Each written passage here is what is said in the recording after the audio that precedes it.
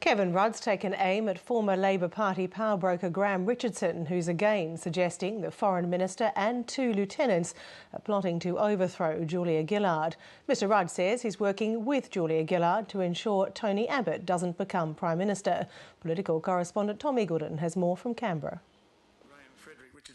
Graham Richardson's repeated claims that backbenchers Mark Bishop and Alan Griffin are gathering numbers for a Rudd comeback.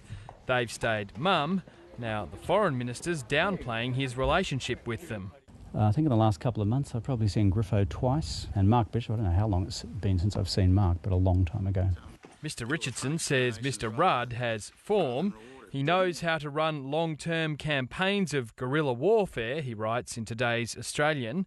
Mark Latham and Kim Beazley can attest to that. You know, there's a thing in politics called relevance deprivation syndrome.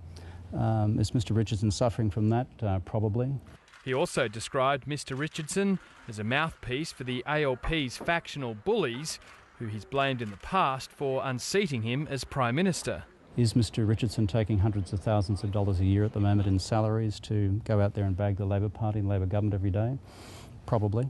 In fact, definitely. But on the substance of the claims, Mr Rudd was less direct. Would you say that you are actively trying to undermine Julia Gillard to get back into the top job? What I'm actively seeking to do is to do everything possible to prevent Mr Abbott from becoming Prime Minister of Australia. And in that context, I'm working hard with the Prime Minister and working hard with my ministerial colleagues to do that. He says he's been touring ALP-held seats not to seek support for a run at Prime Minister, but to sell the government's policies. The other reason for being out and about is also to get a clear message out about what happens if Mr Abbott was to become Prime Minister. And one thing he'd do is likely keep Julia Gillard's idea to require billion-dollar resource projects built with government assistance to give local manufacturers a better chance to compete for work. Look, I think all of us want to see more local content, and let's see exactly what the Prime Minister's got in mind. But in principle, yes, I think that's a good idea. But the opposition's also used the idea to refocus its attack on the carbon tax. If Julia Gillard was serious about increasing local content, she would scrap her carbon tax, which will make locally manufactured goods less competitive.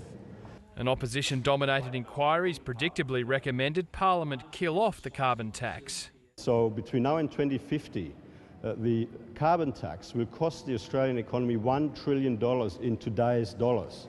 A dissenting report from government members of the inquiry predictably recommended the opposite.